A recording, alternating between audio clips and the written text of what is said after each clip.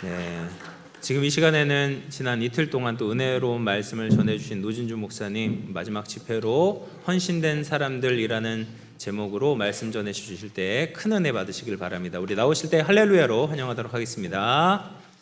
할렐루야.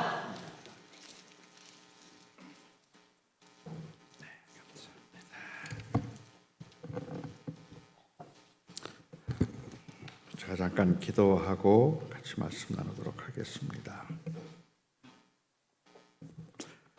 사랑하는 나의 주님, 오늘도 우리 사랑하는 성도들이 하나님 앞에 예배하기 위해서 함께 모여 있고 이제 제가 준비한 설교를 시작하려고 합니다. 주의 성령께서 이 자리에 함께 하시고 저희들을 도와주시옵기를 기도합니다. 하나님, 제가 참이 아닌 것은 제 입에서 나오지 않도록 성령님 막아주시옵시고, 참된 것을 전한다면 주님, 그 전하는 것에 제 마음이 담기어서 진실하지 않은 것을 전하지 않고 믿는 바대로 전할 수 있도록 도와주시옵시며, 듣는 성도들을 주님께서 은혜 가운데 붙들어 주시사 하나님, 제가 전하는 이 설교를 통하여 성령의 역사하심으로 하나님의 음성을 듣게 하여 주시옵소서. 주의 도우심과 인도하심을 간절히 바라며 예수 그리스도의 이름으로 기도합니다. 아멘.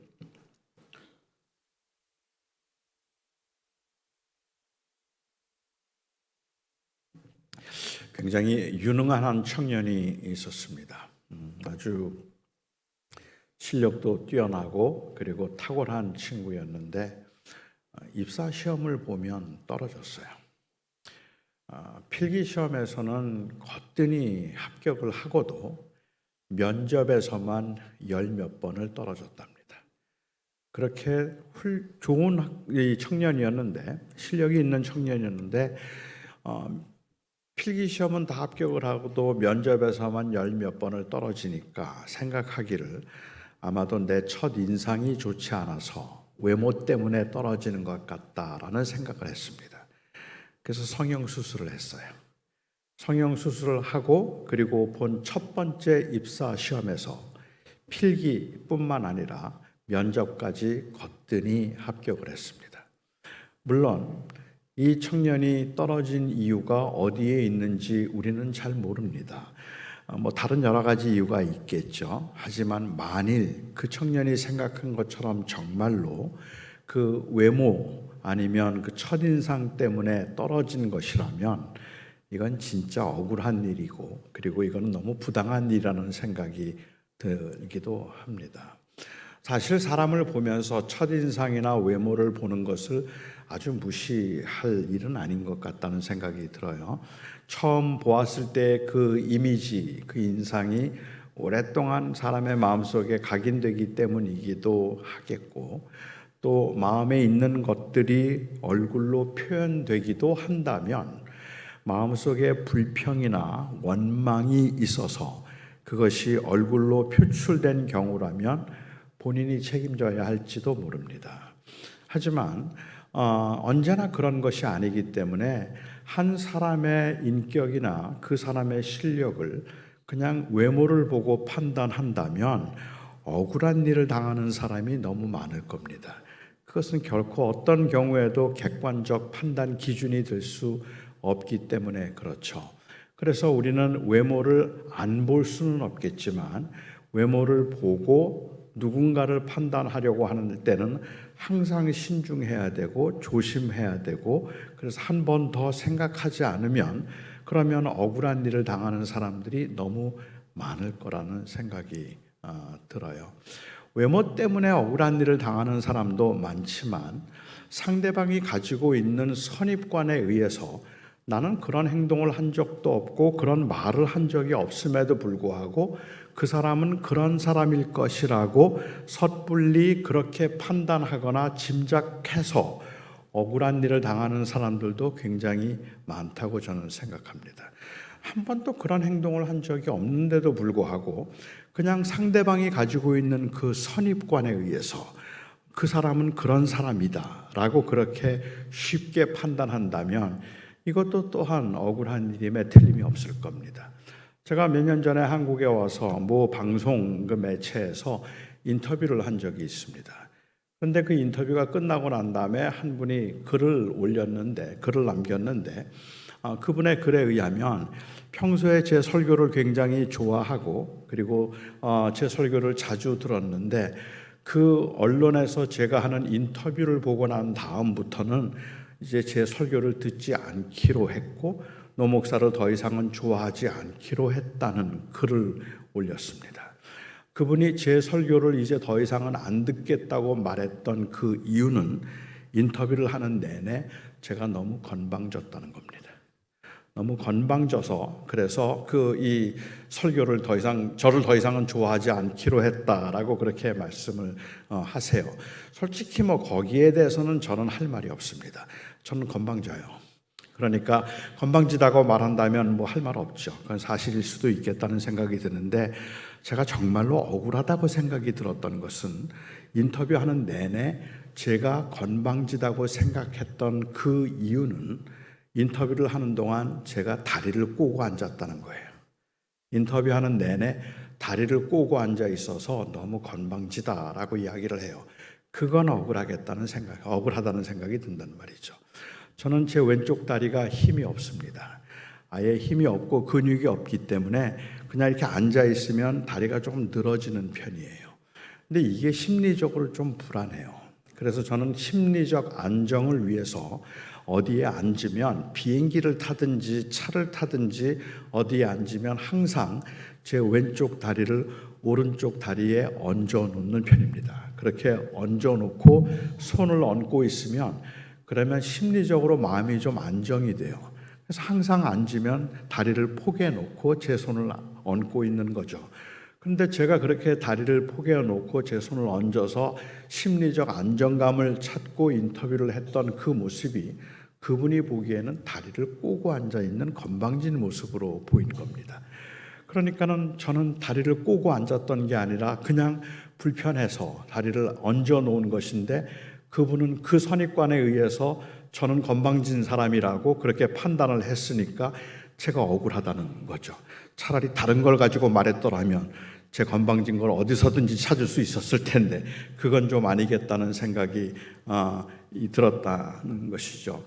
이거는 한 사람이 가지고 있는 선입관에 의해서 다른 사람을 그렇게 판단하려고 하는 것인데 그 선입관이라는 것은 결국은 사고의 안전지대를 말하는 것이니까 내 사고의 안전지대에서 벗어나지 않으려고 하는 그 경직된 사고에 의해서 사람들을 판단하다 보면 자칫 억울한 일을 당하는 사람들이 많아지겠죠. 성경을 볼 때에도 우리는 한 번 설교를 듣거나 아니면 성경을 읽으면서 가졌던 그 선입관 때문에 성경을 볼 때 늘 같은 눈으로 보게 되면 원래 성경이 의도하는 바를 깊이 들여다보지 못하게 되는 경우도 있겠다는 생각이 듭니다. 저는 예수님의 제자들도 굉장히 억울하겠다는 생각이 들어요. 우리는 예수님의 제자들에 관해서 사실은 정황도 알지 못하고 의도도 알지 못하고 있음에도 불구하고 성경에 기록된 한두 번의 사건에 의해서 그 사람은 그런 사람이겠거니라고 그렇게 이미 판단을 내리는 그러한 경우들이 종종 있다는 말이죠.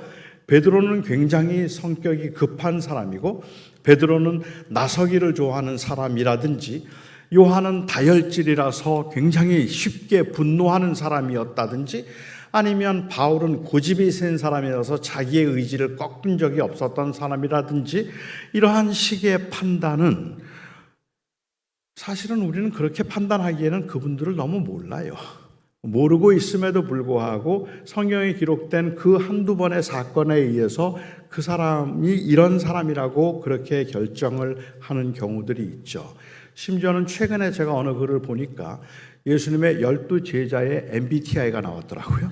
예수님의 12제자들의 MBTI가 나올 만큼 아느냐는 거예요. 모르죠. 어쩌면 다른 제자들도 좀 그렇다는 생각이 들지만 제자들 중에 특별히 억울하겠다 싶은 사람이 있다면 저는 도마가 아닐까 하는 생각이 듭니다. 여러분, 도마 하면 어떤 이미지가 연상되십니까? 도마 하면 떠오르는 단어가 뭐죠? 의심 많은 제자 도마라는 말인데, 저는 도마는 정말로 억울하겠다 하는 생각이 든다는 말이죠. 도마에 대해서 아는 바가 거의 없음에도 불구하고 성경에 기록된 단 한 번의 사건 때문에 도마는 의심이 많은 제자라는 이 말이 2000년 동안을 따라다녔으면 이건 진짜 억울한 일이겠다 하는 생각이 든다는 거죠.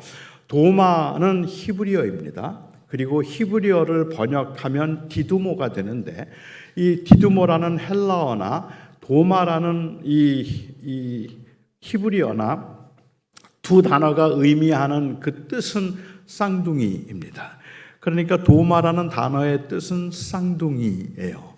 이 도마행전이라는 위경을 보면 예수님의 쌍둥이 동생이 도마였다고 기록되어 있습니다. 물론 그거는 근거가 없는 책이니까는 믿을 만한 것은 안 되지만, 그 도마행전의 주인공이 예수님인데, 그런데 그 예수님의 이 도마를 이야기할 때 항상 예수님 그리고 그 쌍둥이 그렇게 이야기를 하니까 아마도 예수님의 쌍둥이 동생이 도마였을 것이다 라고 말하는 것이겠죠. 플러마라고 하는 학자의 주장에 의하면 이 도마는 마태의 쌍둥이 동생이었다고 말합니다. 마태의 쌍둥이 동생이었다고 말하는 이유는 공관복음, 마태복음, 마가복음, 누가복음에서 예수님의 12제자를 이야기할 때마다 항상 마태 다음에 도마가 나왔거든요. 아니면 도마 그리고 마태. 그러니까 마태 쌍둥이 그리고 마태, 이렇게 이야기를 한다면 두 사람이 쌍둥이 형제였을 것이다. 그래서 마태의 쌍둥이 동생이나 형이 도마였을 것이다 라고 그렇게 짐작한 학자도 있습니다. 하지만 사실 그냥 이름만 쌍둥이라는 뜻일 뿐이고 실제로는 쌍둥이가 아닐 수도 있습니다. 부모님이 하도 쌍둥이를 갖고 싶어서 그 아이를 낳은 다음에 이름을 쌍둥이라고 도마라고 지어 주었을 수도 있잖아요. 여러분들 아마 제가 이렇게 말씀을 드리면 도마가 누구 쌍둥이든 그게 뭐가 그렇게 중요한 게, 도마가 쌍둥이든 아니든 그거 정확하지도 않은데 그게 뭐 그렇게 중요한가 싶은 이야기를 제가 지금 3분 동안 했어요. 이게 뭐가 중요하다고? 제가 이렇게 의미도 없어 보이고 별로 중요하지도 않은 이 이야기를 3분 동안 한 이유는 그만큼 우리는 도마를 모르기 때문에 그래요.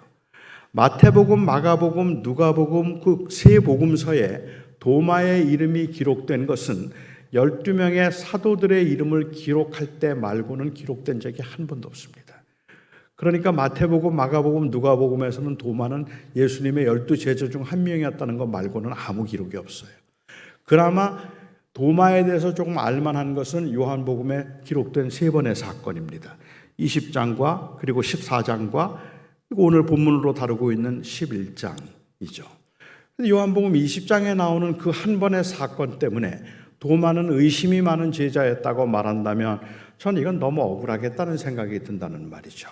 예수님께서 십자가에 못 박혀 돌아가시고 난 다음에 11명의 제자들 중에 누구도 예수님께서 다시 부활할 것을 기대하거나 아니면 기다린 사람은 없었습니다. 주님이 그렇게 말씀하셨지만 이제 우리 주님은 부활하실 거야 라고 그 기대와 설레임을 가지고 주님의 부활을 기다렸던 사람들은 없었어요.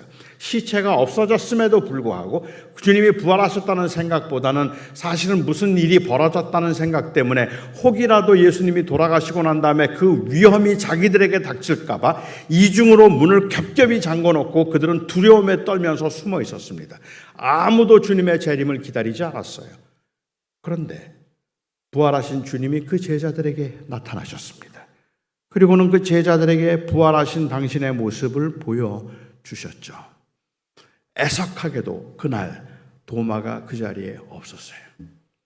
도마가 그날 그 자리에만 있었으면 이 의심 많은 제자라는 이 말을 듣지 않았을 텐데 그 자리에 없었어요. 단체 생활을 할 때는 항상 그 자리에 같이 있어야지 혼자 어디로 빠져나가면 이런 일 당하는 거죠. 그렇죠? 도마가 어디에 나갔다가 들어왔더니 제자들이 흥분하고 있는 거예요. 너무너무 흥분해서 정말 전에 본 적도 없는 그러한 그 흥분된 모습으로 우리가 예수님을 만났다고, 우리가 주님을 보았다고, 부활하신 주님이 우리에게 나타나셨다고, 주님은 부활하셨다고 흥분해서 상기된 얼굴로 그 목소리로 막 이야기를 하고 있는데 도마로서는 그 모습을 믿을 수가 없는 거죠.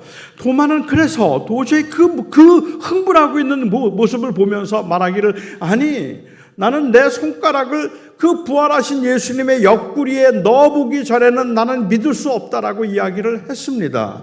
도마가 나는 내 손가락을 옆구리에 넣어보지 않고는 내가 믿지 못하겠다고 말한 것은, 그 사람은 굉장히 과학적인 사람이고 합리적인 사람이기 때문에 만져보지 않으면 안 믿는 사람이고, 그리고 또한 그는 이성적으로 설명이 되지 않으면 안 믿는 사람이기 때문에 그렇게 말한 게 아니란 말이에요. 원래부터 도마는 의심이 많은 사람이거나 원래 도마는 과학적인 사람이고 그리고 체험적인 사람이라서 만져보아야 믿는 사람이라서 나는 만져보기 전에는 못 믿겠어라고 말하는 게 아니란 말입니다. 지금 도마가 내 손가락을 옆구리에 넣어보기 전에는 못 믿겠다고 말하고 있는 그 의도는 나도 주님 보고 싶다는 이야기를 하는 거잖아요. 이 제자들과 그리고 도마의 차이는, 다른 제자들은 주님의 부활을 믿고 있었고 주님의 부활을 기다리고 있던 사람이고, 도마는 의심이 많은 사람이고 합리적인 사람이고 과학적인 사람이기 때문에 부활이라는 것은 존재하지 않는다고 생각해서 안 믿었던 사람이 아니에요. 이 제자들과 도마의 차이는, 제자들은 부활하신 주님을 보았던 사람들이고 그리고 도마는 부활하신 주님을 보지 못했는데, 이 차이가 생각보다 크단 말입니다. 다들 주님 보았다고 흥분하고 있는데 도마가 하고 싶은 말은 난 못 믿겠어. 나도 봐야 믿겠어. 나도 보고 싶어. 그 말을 하고 있는 거거든요. 저는 목회를 하는 동안에도 우리 교인들이 하는 이야기를 들으면서 나는 하나님 못 믿겠어요 라고 이야기를 하고, 난 하나님이 하신 약속, 하나님의 선하심이 믿어지지 않아요 라고 그렇게 이야기를 하면, 저는 그분들이 왜 이렇게 의심이 많으냐, 하나님의 말씀을 믿으면 되는 건데 왜 이렇게 믿음이 적으냐고 책망할 수 없는 이유가, 나는 하나님 못 믿겠어요, 나는 정말로 근데 하나님의 선하심이 느껴지지 않아요 라고 말씀하시는 그분들의 그 진심은, 나는 보아야 믿고 나는 그리고 직접 경험해야 믿는다는 말을 하는 것이 아니라, 이 극심한 고난과 이 힘들고 버거운 상황에서 하나님이 정말 거기에 계시는지 난 좀 알고 싶다는 이야기를 하는 거거든요. 내가 좀 느끼고 싶다는 이야기를 하는 거죠. 너무 혼자인 것 같은데, 너무 힘들고 버거운데, 하나님이 분명히 나와 함께 하시겠다고 하셨지만 하나님 정말 내 고난 가운데, 내 이 절망 가운데 하나님 거기 계십니까? 하나님 거기 계십니까? 그걸 묻고 있는 거잖아요.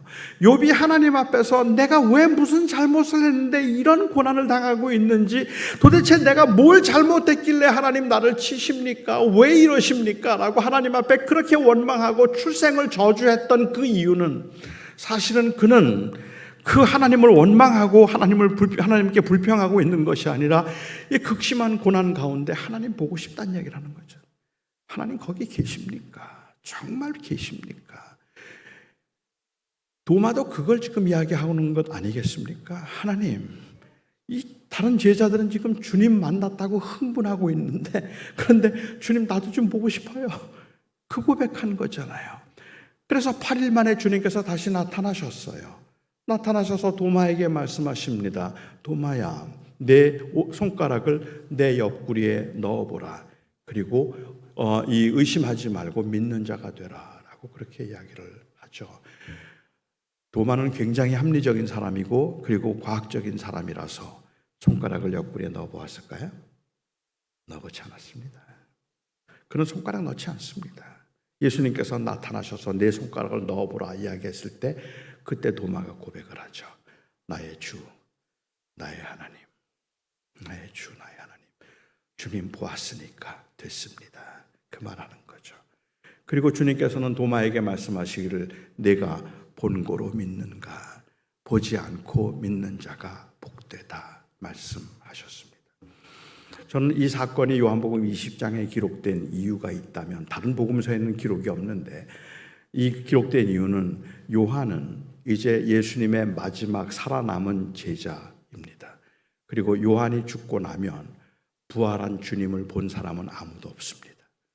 그런 상황에서 그 교회를 향하여서 요한은 예수님을 보았지만 마지막 예수님을 보았던 증인으로서 이 사건을 기억해서 그 교회를 향해서 말하고 있는 거죠. 그 교회를 향하여서 말하기를 앞으로 너희들은 그 부활하신 주님을 보지 못하겠지만 본고로 믿는가 보지 않고 믿는 자가 더 복되다 하는 그 말씀을 하신 것이고, 제가 생각할 때는 그렇다면 예수님께서는 이 사건을 그 후에 교회들을 위해서 준비된 사건이었다라고 저는 생각을 합니다. 다시 말씀드리면 예수님께서는 일부러 도마가 없는 날 나타나신 거예요.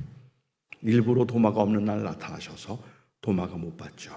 그리고 8일 만에 다시 나타나심으로 주님께서 그 도마를 통하여서 교회를 향하여 하시는 말씀이 보지 않고도 믿는 자 복되다 말씀하신 거죠. 그리고 지금 저희들이 여기 있는 겁니다. 우리들은 주님의 부활을 본 적이 없지만 우리는 믿음으로 복된 자가 된 것이죠. 도마는 의심이 많은 자였다는 것을 책망하기 위함도 아니고, 도마는 원래가 이렇게 문제가 많은 사람이라는 것을 지적하기 위함이 아니라 그 당시에 교회들을 위로하기 위해서 이제는 내가 내 부활한 모습을 보지 못하더라도 이것을 믿음으로 내가 믿으면 이 교회가 복되다, 그 말씀하신 것이죠. 오늘 본문의 사건은 어떨까요? 주님께서 유대 땅을 떠나시고 난 다음에 하인이 찾아왔어요. 마르다와 마리아의 집에서 하인이 찾아와서 나사로가 병이 들었다고 이야기를 해요. 그때 주님께서 말씀하십니다. 그 병 죽을 병 아니야 말씀하셨어요. 주님께서 그 병은 죽을 병이 아니라고 말씀하시니까 제자들은 당연히 아프기는 하지만 곧 나을 거라고 생각하지 않았겠습니까? 그래서 나사로를 그냥 잊어버리고 살았을 겁니다. 이틀 동안 그렇게 지냈어요. 이틀을 지나고 난 다음에 주님께서 말씀하시기를 이제 다시 유대 땅으로 가자라고 말씀하세요. 제자들 깜짝 놀랐습니다. 아니 주님, 우리가 유대 땅을 나올 때 이 유대인들이 예수님을 돌로 쳐서 죽이려고 하지 않았습니까? 돌로 쳐서 죽이려고 해서 우리가 도망 나왔는데 지금 또 그 유대 땅에 들어가려고 하십니까? 너무 위험합니다. 큰일 납니다. 가지 맙시다 얘기했죠. 그리고 주님께서 말씀하시기를 아니 나사로가 지금 잠이 들었다라고 이야기를 해요. 나사로가 잠이 들었다고 말하니까 이미 나사로가 아프다는 이야기를 들었던 제자들은 나사로가 잠들었다고 하니까 대답하죠. 잠이 들었으면 낫겠죠. 아프면 낫지 않겠습니까? 라는 뜻이겠죠. 잠들었으면 낫겠죠. 그리고 주님께서 말씀하시기를 아니 내 말은 나사로가 죽었다고 라고 얘기해요.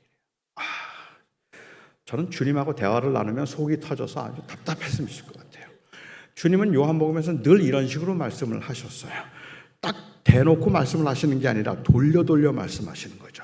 처음부터 나사로가 죽었다 이렇게 말씀하셨으면 될 걸 나사로가 잠들었다 그러시니까 잠들었으면 낫겠죠. 죽었다고. 그런데 그 말을 듣고 나니까는 제자들은 충격을 받은 거예요. 깜짝 놀랐어요. 너무 깜짝 놀랐죠. 왜냐하면 제자들도 나사로를 사랑했거든요. 지난 사흘 전에 보았을 때만 하더라도 멀쩡했던 사람인데 아무렇지도 않았는데 그 젊은 사람이 사흘 만에 죽었다 그러니까 얼마나 놀랬겠습니까? 충격을 받았겠죠. 너무 충격을 받았을 겁니다. 더구나 이 나사로가 얼마나 주님을 사랑하는지, 주님이 얼마나 나사로를 사랑하는지 알고 있었던 제자들은 주님의 마음이 많이 아프시겠구나라는 생각이 들었을 것이고, 더구나 그 젊은 오라비를 먼저 보내고 난 다음에 누이들은 마르다와 마리아는 얼마나 아플까 얼마나 힘들까 생각하니까 가슴이 메었을 겁니다. 그러나 조금만 더 냉정하게 생각하면 나사로가 죽었다면 더욱 갈 일이 없습니다. 그렇죠. 나사로가 만일 병이 들었다면 그러면 가야죠. 위험하기는 하지만 병이 들었다니까 사랑하는 사람이 병이 들었으면 빨리 가서 고쳐줘야죠. 그러니까는 목숨을 걸고라도 가는 것이 마땅하겠죠. 하지만 나사로가 죽었다잖아요. 이미 죽었는데 그런데 거기에 간들 무슨 소용이 있어요. 그러니까는 더욱 가면 안 되는 거죠. 제자들의 입장에서 생각해 볼 때에는 마음이 아프기는 하지만 그리고 너무 슬프고 그들을 어떻게 위로해야 될지 모르겠지만 냉정하게 생각하면 주님 앞에 주님 그러면 가시면 안 되죠.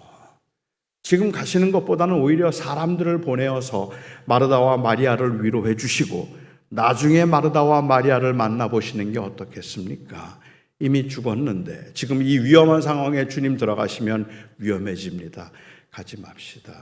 그렇게 말하는 게 당연하지 않겠습니까? 당연히 그렇게 말할 수밖에 없겠죠. 그런데 주님께서 말씀하시기를, 사실은 주님께서 말씀하시기를 내가 사실은 이것을 기다렸다라고 말씀을 하셨어요. 내가 이 날을 기다렸으니 이는 너희로 하여금 믿게 하려 함이다 라고 그렇게 말씀하셨습니다. 제가 계산이 맞다면 이 나사로가 병이 들어서 그 하인들이 예수님을 찾아왔을 때 그때 나사로는 벌써 죽었어요. 그리고 나사로가 죽었다는 것을 예수님은 알고 계셨어요. 제가 그렇게 생각하는 이유는 예수님께서 그 나사로의 집을 떠나서 하룻길을 걸어오셨고 그리고 하인들이 찾아와서 나사로가 병이 들었습니다 라는 이야기를 전하고 그리고 예수님께서는 이틀을 더 계셨거든요. 이틀을 더 계시고 하루를 걸어서 이 베다니 마르다와 마리아의 집에 도착했을 때 그때 나사로가 죽은 지 이미 나흘이 되었어요. 그래서 장사를 지낸 다음이에요.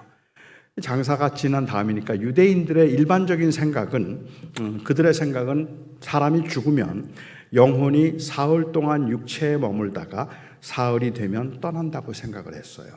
그러니까 나흘이 되었다는 이야기는 장례 다 끝나고 이미 소망이 없다는 얘기예요. 모든 게 다 끝난 거죠.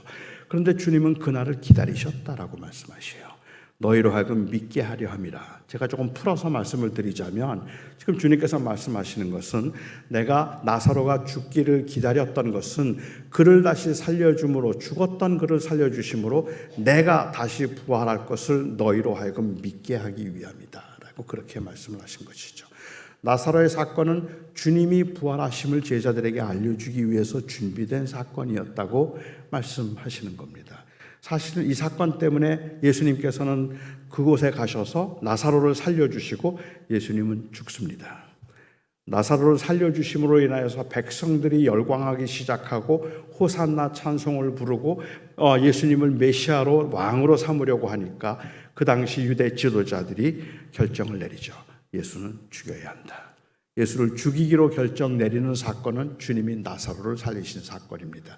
그리고 그 명절에 예수님은 돌아가셨어요.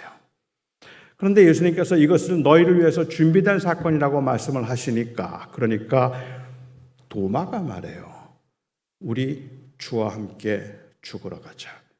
그 제자들에게 우리 주와 함께 죽으러 가자라고 이야기합니다.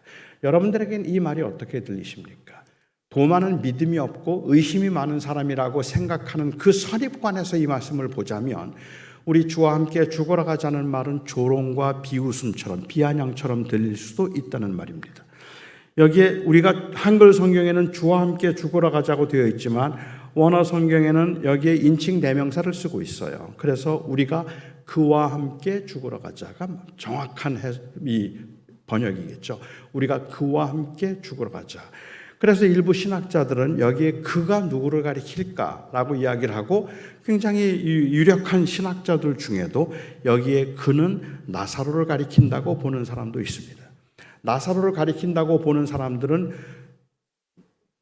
도마는 의심이 많은 제자라는 전제로 보는 거죠.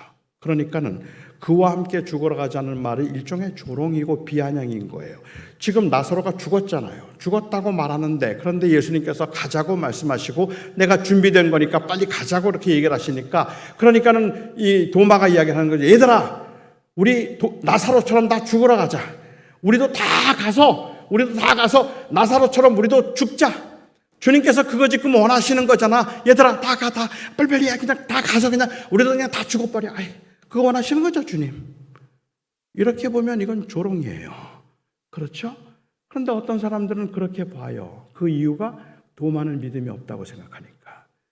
하지만 제가 생각할 때 이 비유는 그런 이 말씀에서 도마가 한 이야기는 저는 한글 성경의 의역이 더 맞다고 생각하는데 여기에 우리가 그와 함께 죽으러 가자고 말하는 그는 예수님을 가리킨다고 저도 생각해요.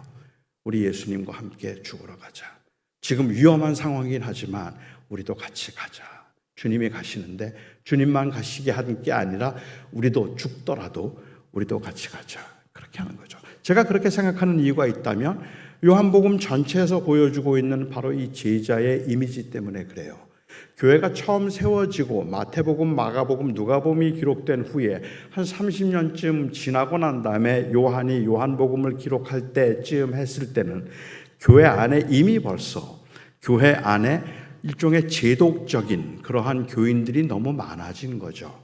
그러니까는 그냥 이름만 교인이라고 부르거나 세례를 받고 교인이 되었다고 말하고 기독교인이라고 말을 하고 있긴 하지만 인격적으로 주님을 만난 적이 없고 인격적으로 주님 앞에 그 삶을 드린 적이 없는 사람들이 너무 많은 그러한 시대, 교회가 즉 너무 제도적이 되고 너무 조직적이 되어가는 상황에서 진정한 교회는 유기적으로 그리스도와의 어떤 관계에 있는가에 의해서 교회가 결정되고 한 사람이 그리스도인이 되는 것은 주님을 만났는가 그리고 주님 앞에 그 삶을 드렸는가에 의해서 결정되는 것이지 교회에 다니는가 아닌가로 결정되는 게 아니라는 것을 요한은 말하고 싶었던 것 같다.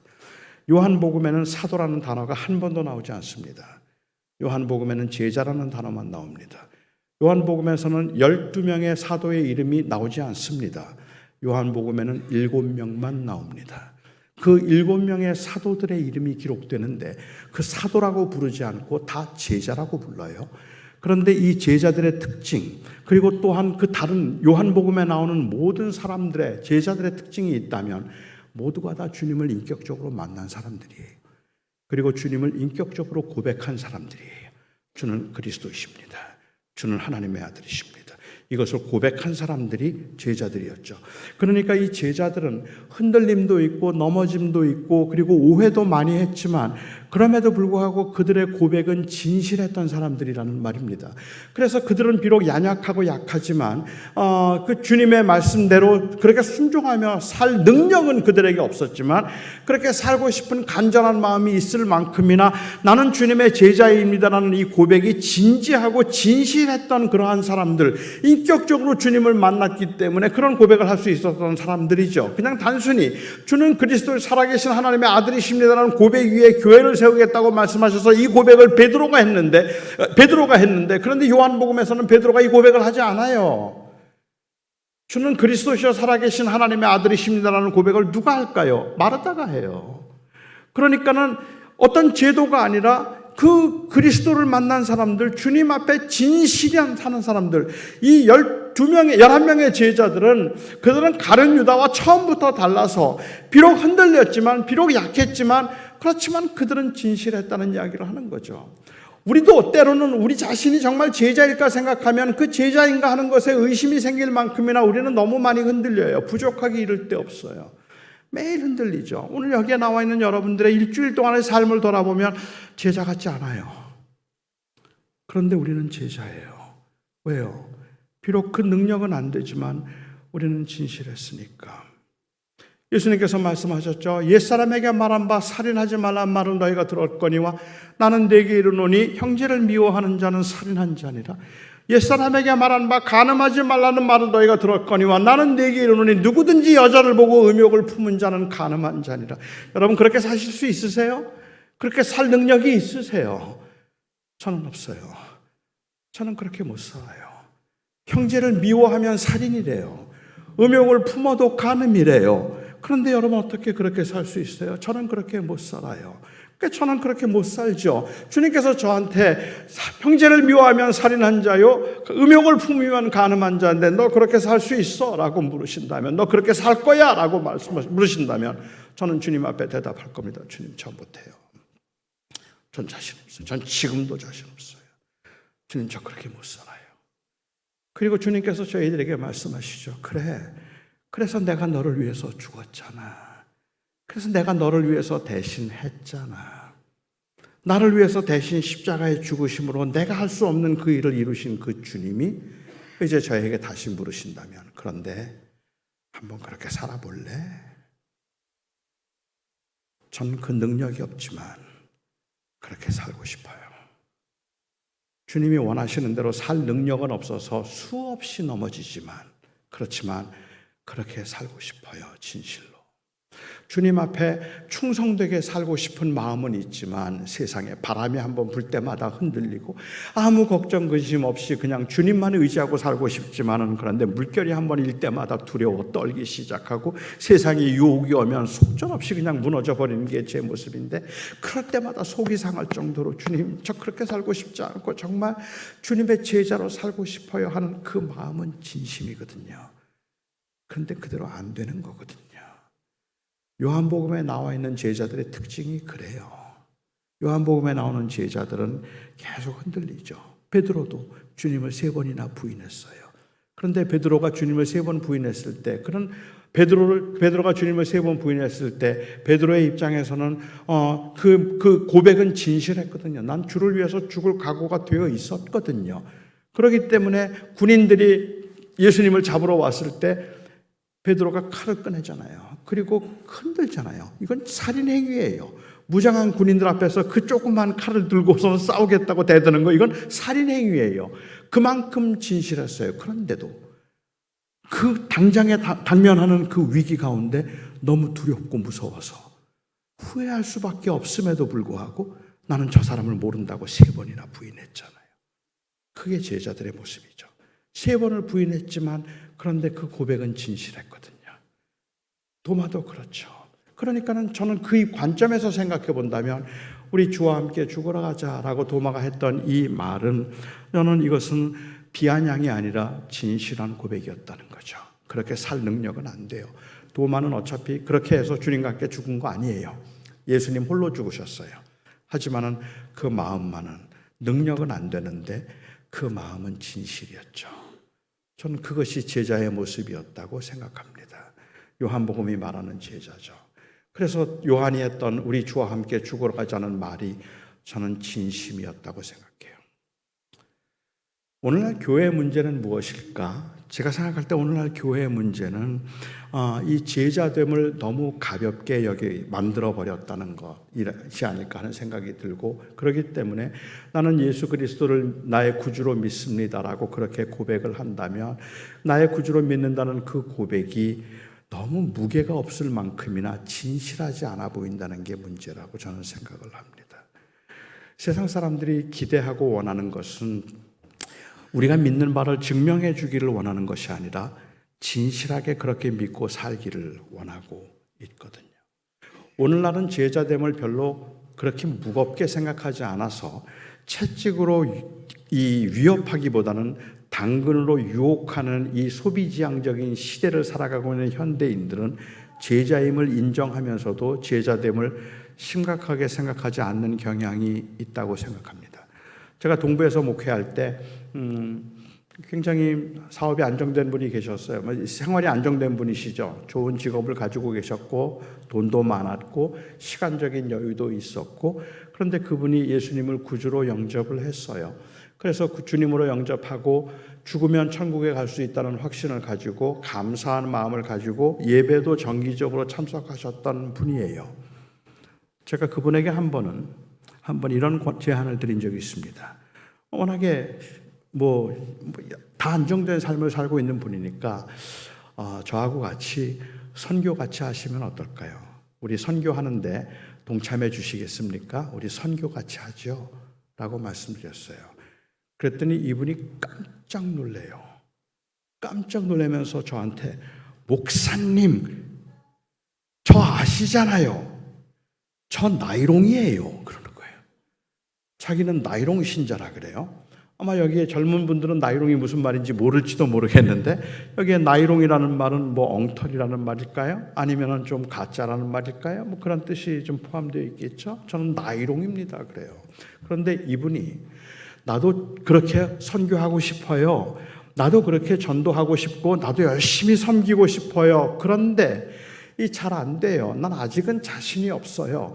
그래서 난 아직은 그런 거 잘 못합니다. 이런 의미에서 하신 말씀이라면 저는 충분히 공감할 수 있습니다. 저도 그러니까. 그런데 그분이 말씀하셨던 그 의도는 그런 뜻이 아니었어요.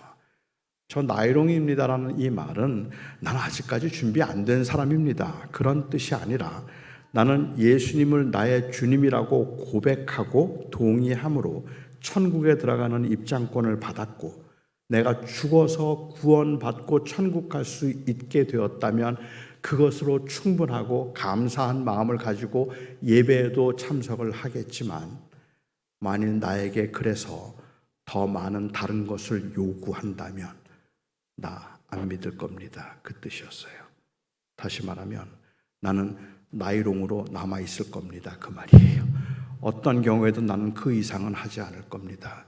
그냥 교회 가끔 나오고 그래서 구원받고 천국 갈 수 있으면 그걸로 되었지, 제자로 주님이 원하시고 기뻐하시는 대로 원하는 대로 사는 그 삶을 살라고 말한다면 난 그런 거 안 믿습니다. 난 그런 거 안 합니다.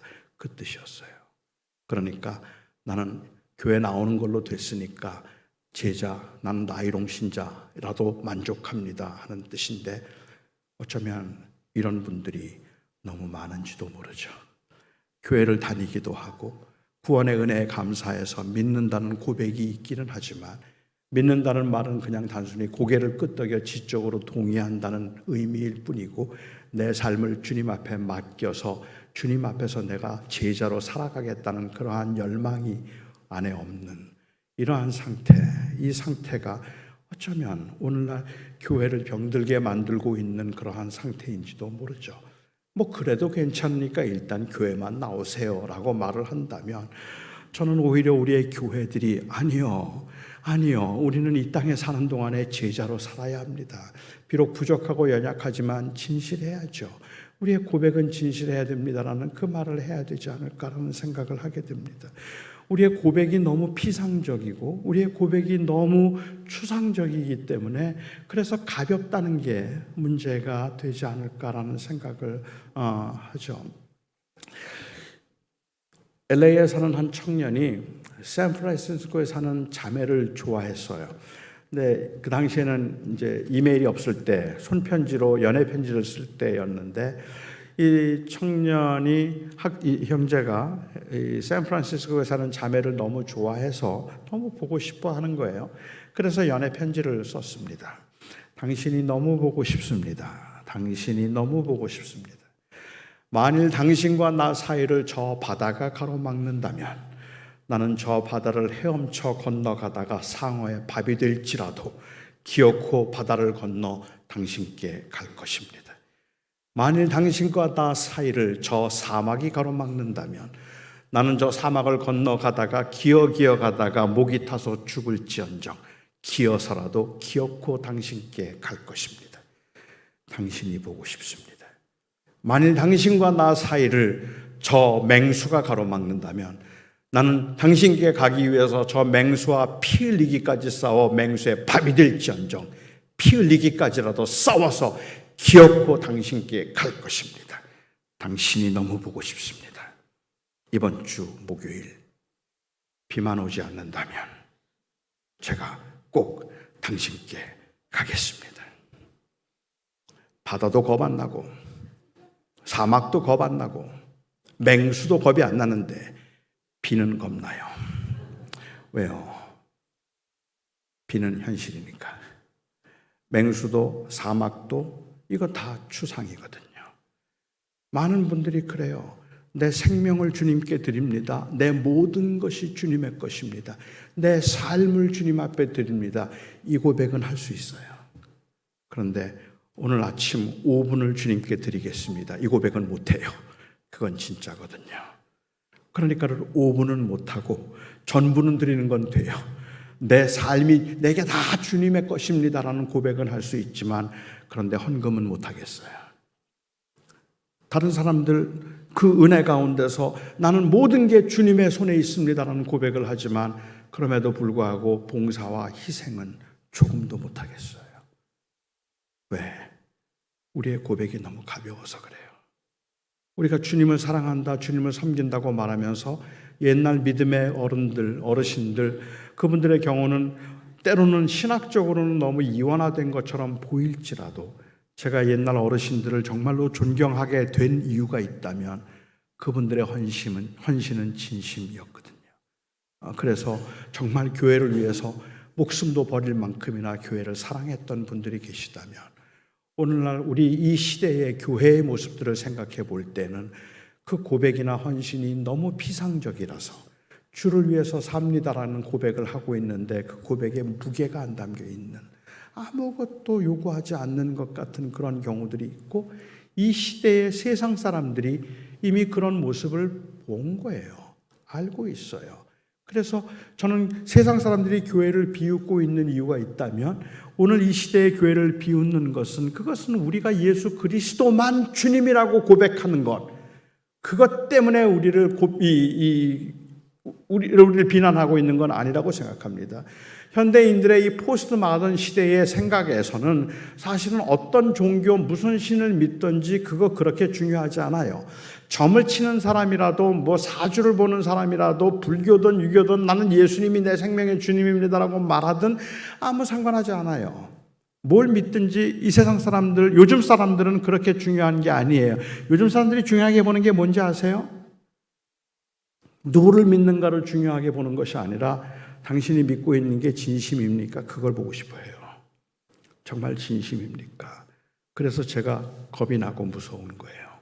이 세상에 있는 사람들이 보기에는 분명히 신천지는 이단인데, 여호와의 증인은 분명히 이단인데, 그런데 세상 사람들이 보기에는 저 사람들은 진짜 믿는 것 같고 교인들은 진짜 믿는 것 같지 않은 것처럼 보인다면 이게 무서운 거죠. 왜냐하면 사람들은 그게 진짜야 아니야, 그건 그렇게 중요하지 않거든요. 현대인들에게는 사실성이 중요하지 않아요. 현대인들에게 중요한 것은 진실성이에요. 사실은 어차피 없다고 믿는 이 상대주의적인 시대를 살아가고 있으니까 자기가 믿는 게 사실이라고 생각하는 사람들, 가짜뉴스가 흥행할 수 있는 이유도 거기에 있겠죠. 이 세상 사람들은 그거 진짜야? 그거 중요하지 않아요. 내가 듣고 싶은 말을 해주느냐가 중요해요. 그러니까는 그 진실함을 따라가고 있는 사람들 앞에서 기독교가 회복해야 되는 것이 있다면 무엇일까? 저는 진실함이라고 생각해요. 우리가 고백을 했다면 그 고백에 진실함이 있어야 되는 거죠. 초대교회 교인들, 그 엄청난 핍박 가운데 초대교회 교인들은 어떤 모습을 통해서 도대체 이 땅에서 그렇게 그 그리스도의 복음을 드러내며 헌신된 삶을 살 수 있었을까 한번 생각해 볼 필요가 있을 것 같아요. 저는 지금도 제가 믿는 바로는 교인들이 교회 다니지 않는 분들보다 더 못됐다고 생각하지 않고, 교회가 세상의 다른 단체들보다 더 못됐다고 생각하지 않아요. 저는 교회가 낫다고 생각해요. 교인들이 낫다고 생각해요. 조금 더 나아요. 많이는 아니고 조금 더 낫죠. 그런데 세상 사람들이 유난히 교회를 욕해요. 유난히 기독교를 싫어해요. 유난히 기독교를 싫어하는 이유는 기독교가 너무 예수만 이야기해서 그런 거 저는 아니라고 생각해요. 오히려 세상 사람들이 교회에 대한 기대가 그만큼 있었다는 뜻일 뿐이에요. 다시 말하면 세상 사람들이 교회를 욕하는 이유는, 그리고 교회를 비난하는 이유가 있다면 교회가 못돼서 그런 것이 아니라 교회가 다르지 않아서 그런 거예요. 왜 이렇게 똑같니? 그 말하는 거죠. 왜 우리하고 똑같니? 우리는 하나님 안 믿으니까 우리 멋대로 사는데, 그런데 너희도 왜 똑같니? 그 이야기를 하고 있는 거잖아요. 그 진실함이 보이지 않는다는 것을 세상 사람들은 비웃고 있는 것이겠죠. 지금도 뭐 미국이 이란하고 전쟁 때문에 시끄럽습니다만은 70년대 중반에 미국이 베트남하고 전쟁을 하면서 사실 베트남 전쟁에서 굉장한 수모를 많이 당했거든요. 꽤 긴 전쟁에서. 그렇게 수모를 당하고 난 다음에 이 미국 사람들이, 미국인들이 70년대 후반에 굉장히 낙심했어요. 그리고 굉장히 어떻게 보면 좀 낙담한 그러한 상황에 있었기 때문에 미국 사람들의 좀 사기를 좀 격려하고 진작시키기 위해서 70년대 말부터 80년대 초반까지 미국에서는 이 아메리칸 히로이즘이 아주 강하게 일어났습니다. 영웅주의가 일어났죠. 그래서 그 당시에 영웅들이 많이 탄생해요. 그 힘 있는 영웅들이 미국 사람들의 마음을 좀 위로해 주는 건데, 그때 생긴 이 영웅 중에 한 사람이 람보예요. 혹시 람보 아시나요? 람보를 아시나요? 미국은 베트남의 전쟁에서 졌지만 람보가 혼자 가서 다 때려 부셔요. 그리고 람보 혼자 가서 이 포로들을 다 데리고 나오죠. 이제 그만큼 미국 사람들의 입장에서 볼 때는 이 람보를 통한 위로를 받는 것이기 때문에 람보는 힘의 상징이에요. 상처 있지만 상처가 있었지만 그럼에도 불구하고 힘이 있는 사람, 그래서 기어코 승리하는 사람, 이런 승리주의를 진작시켰기 때문에 힘을 의미하는 람보에 관한 유머 시리즈가 80년대 한국에서 많았습니다. 혹시 여러분 기억하시는지 모르겠는데 80년대 유머 시리즈 중에 하나만 제가 여러분들에게 소개해 드릴게요. 40년도 훨씬 넘었으니까 지금은 재미없을 수도 있지만, 람보가 한 번은 친구하고 같이 짜장면을 먹으러 갔어요. 짜장면을 먹으러 갔는데 마지막 단무지가 하나만 남았는데 이 람보하고 친구의 젓가락이 동시에 닿았어요. 서로 먹으려고 하는 거죠. 그러자 친구가 힘으로는 안 되니까 제안을 해요. 람보야, 이러지 말고 우리 힘겨루기에서 힘센 사람이 먹게 하자. 힘이라면 자신 있었어요. 그래, 어떻게 할까? 친구가 말합니다. 우리 서로 뺨을 있는 힘껏 때려서 울지 않는 사람이 먹기로 하자. 그래, 좋다. 힘이라면 자신 있죠. 그러자. 친구가 말합니다. 내가 먼저 때릴게. 이럴 때 나중에 때리는 사람이 더 유리한 건 아시죠? 그래서 람보의 친구가 람보의 뺨을 있는 힘껏 때렸어요. 별이 반짝거렸고 그리고 눈물이 핑 돌았지만 람보 울지 않았어요. 람보니까. 이제 람보 차례예요. 자, 내가 때릴 차례다 하고 람보가 친구를 막 때리려고 하는데 친구가 잠깐! 그러더니 이거 너 먹어. 그리고 크게 한마디를 외쳐요. 아저씨, 여기 단무지 한 그릇만 더 주세요. 말도 안 되는 이야기죠. 그런데 오늘날 교인들이 세상이 보기에 그렇단 말이에요. 전능하신 하나님을 믿는다고 말하고 영원한 나라의 소망을 두고 산다고 말하면서 단무지 하나도 안 뺏기려고 그래요. 그 단무지 하나를 내가 먹으려고 하나님 외치고 부르짖고 저것 좀 뺏어주세요라고 말하고 그걸 기어코 내 입에 넣어야 그걸 성공이고 축복이라고 말하고 있는 교인들을 보면서 세상 사람들이 하는 말이 똑같네, 우리하고 똑같네 라는 말을 하고 있는 것 아니겠습니까?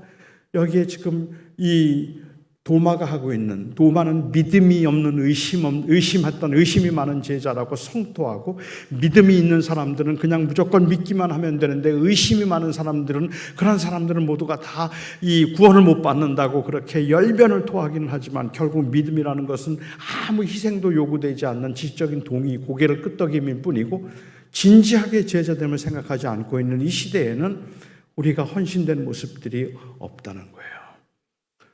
저는 우리 영암교회 주님의 제자들이, 우리는 잘 못해요.